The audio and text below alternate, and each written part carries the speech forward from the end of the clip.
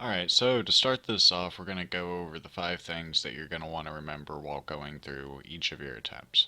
First off, is that getting hit one or two times, that's just fine. Like, you can go ahead and get hit. He doesn't hit that hard. The issue is that over time he'll build up damage on you while you're kiting him. So try not to get hit too often, but if you gotta take a hit, then it's okay. Just go ahead, turn off your aspect of the cheetah right before you get hit, and turn it right back on as soon as you're able to build up distance away from him. Second thing to remember is that you want to conserve your mana and don't overuse Serpent Sting or Multi-Shot. The third thing is you don't want to use max rank wing clip. This entire strategy is pretty much based off of don't use max rank wing clip, don't freeze him, or use improved concussive shot or improved wing clip. If you use any of those, then he'll start doing the shadow damage attack that will also fear you. If you just use rank 1 wing clip and concussive shot without the improved talent, wing clip without the improved talent, and scatter shot, then you'll be just fine on it. He won't use the fear on you at any point in the fight. And the last thing that you're going to want to remember are that the bugs are lava.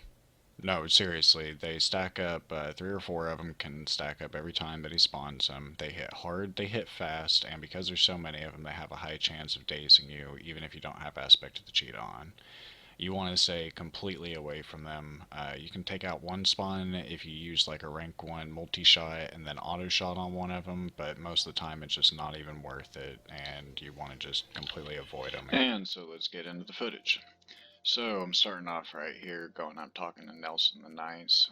You can keep on clicking off of his chat box, it'll hold him in place there. I just did that so I could have a little bit of time to dismiss my pet.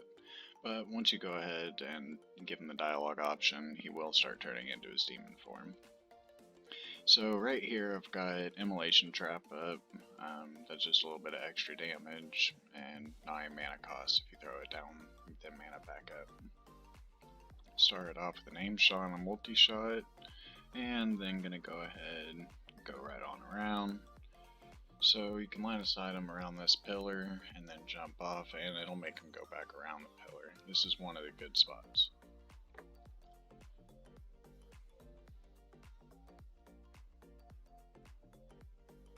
Right through here, he can't actually go through there himself, so he'll go around the side. Likewise with right here, another good spot. You can get off a free shot and keep on moving. He'll have to run back around to the start of the rock.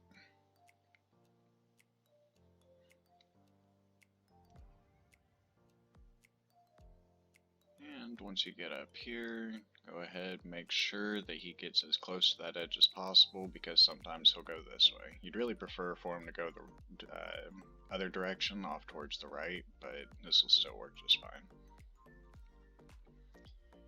Something to look out for right here that I'll put as another clip later on at the end. He can get line of sight bugged right there on that pillar whenever I jumped off, but you'll see that here in a bit.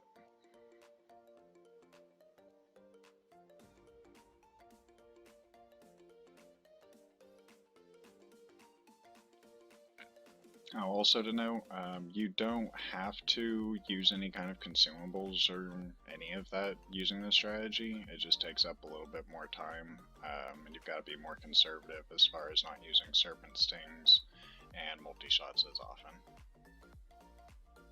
But I do have up the Grilled Squid, Elixir of the Mongoose, and Elixir of Demon Slime.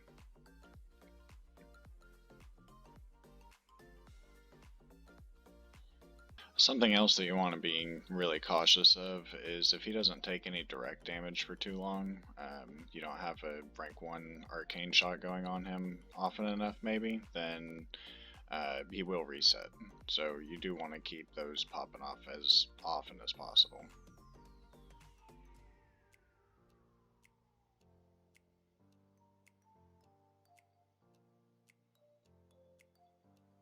Rapid Fire can also be pretty good because it's low mana cost, only 100 mana. As long as you can grab a couple auto shots extra off with it than you would have otherwise, then it paid for itself.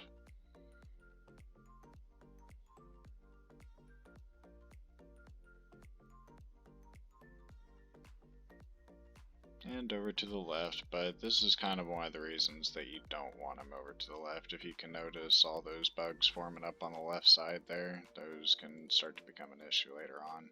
And so can he whenever he starts bouncing back and forth on the pillar and it line of sights you.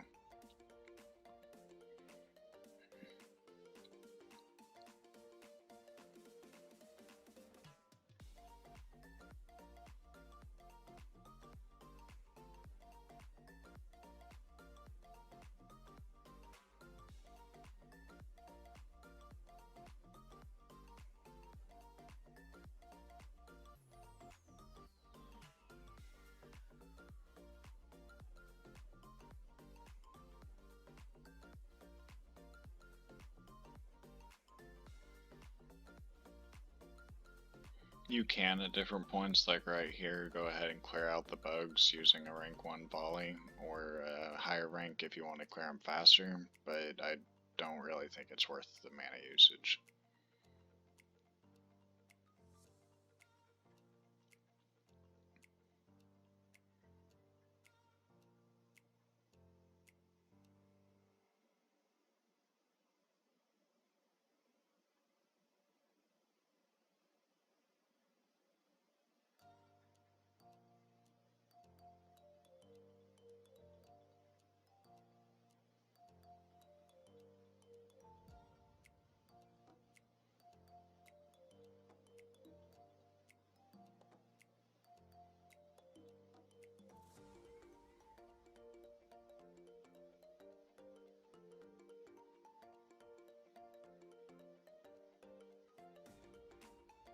And finally I got him to go over to the right side. If you can notice, there's some bugs there in the way. I did realize that that was going to become an issue right here, so I was trying to pop off as much damage as I could at the end, because I'd already just had a different failed attempt, and by the time that Scorpid came, I just decided I was all in for it. As long as he died, it worked.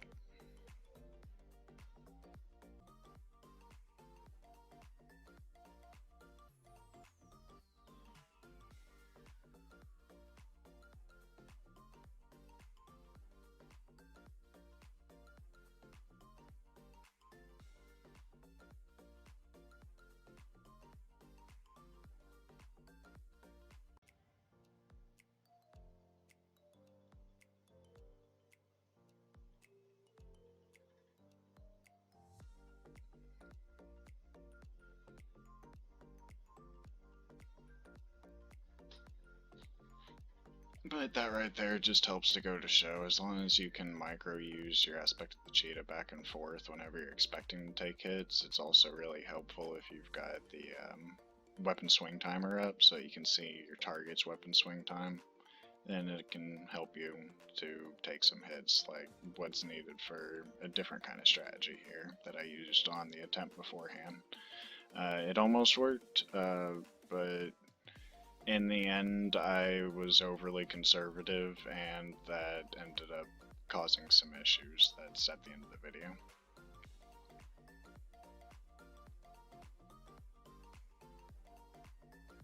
So right here I realized he went the complete wrong way.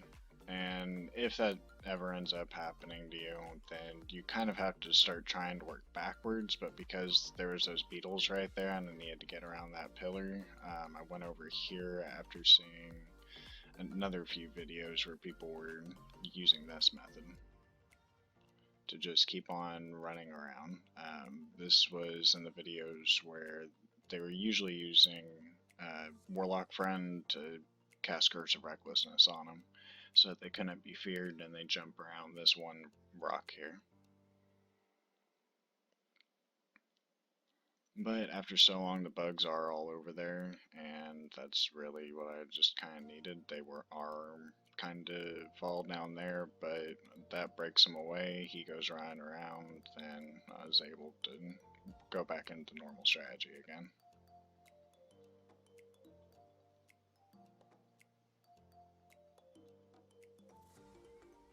And so a few thousand HP later on this attempt, here's where I ran into what can be the bane of this entire strategy, running them in this huge circle all around here.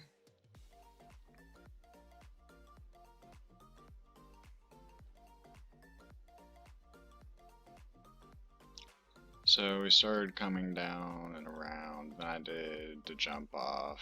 He was so close to dying, and I really could have just gone up and auto-attacked him with used a raptor strike or anything, but right here he started getting glitched out, and I kept on trying to attack, but it kept saying that it wasn't in line of sight, and I just had all kinds of issues, and by the time I finally got that arcane shot off, he was then evading.